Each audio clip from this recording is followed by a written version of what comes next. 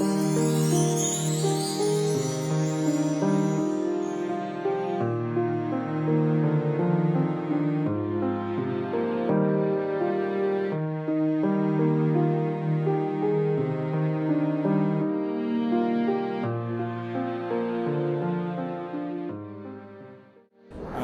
કૃષ્ણકુમાર મહેતા, અધ્યાપક, માધ્યમિક વિભાગ, વિરાણી હાઈસ્કૂલ, રાજકોટ.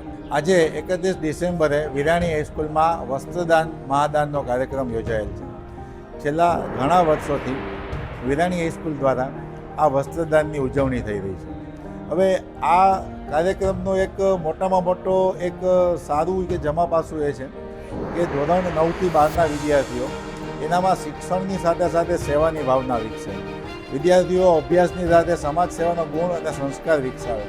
તો ધોરણ 9થી 12ના 1000થી વધુ વિદ્યાર્થીઓ એ 24,000થી વધુ કપડાં આજે લઈ આવ્યા છે પોતપોતાના ઘરેથી, અડોશ પડોશમાં. અને આ કપડાઓ એવો ઉત્સાહથી કલેક્ટ કરીને લાવ્યા છે. આજે હોલમાં પ્રાર્થના ખંડમાં ફંક્શન પૂરું થશે એટલે આ વિદ્યાર્થીઓ શિક્ષકોના નેતૃત્વ હેઠળ રાજકોટના જુદા જુદા વિસ્તારમાં 11થી 12:30 આ કપડાનું વિતરણ કરશે. ઝૂંપડપટ્ટીમાં, સ્લમ એરિયામાં, ફૂટપાથ ઉપર જરૂરિયાતમંદ લોકોને આ કપડાઓનું વિતરણ થશે. તો આ એક નાનો બાળક આ શીખશે, સમાજની કરુણતાને નિહાળશે અને એનામાં એક માનવીય ભાવના અને સંસ્કારની ભાવના આવશે. અને સાથોસાથ જરૂરિયાતમંદ પરિવારો જે ખૂબ જ જરૂરી છે, એમને જરૂરિયાત છે, આવક નથી, તો એ લોકોને ઘઉં, ચોખા, આખી અનાજની કીટ પણ આ વિદ્યાર્થીઓના સહયોગથી શાળા દ્વારા આપવામાં આવી છે, જે પણ એક બહુ મોટું સેવાનું કામ છે.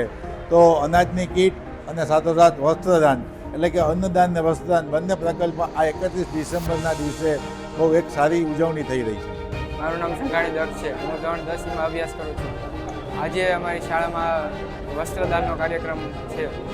આજે 31 ડિસેમ્બર છે. લોકો તેને પાર્ટી સાથે ઉજવે છે, પરંતુ અમારી શાળામાં શ્રી પ્રિન્સિપલ શ્રી દ્વારા, ડોડિયા સાહેબ દ્વારા આ વસ્ત્રદાનનો કાર્યક્રમ ઉજવવામાં આવે છે.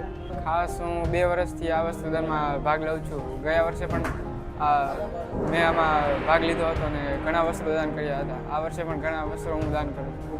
રાજકોટના રોડ જેમ કે રૈયા રોડ, પછી રૈયાધાર, મોરબી રોડ વગેરે જેવા ઝૂંપડપટ્ટીમાં ગરીબોને દાન કરવા અમે જઈએ છીએ.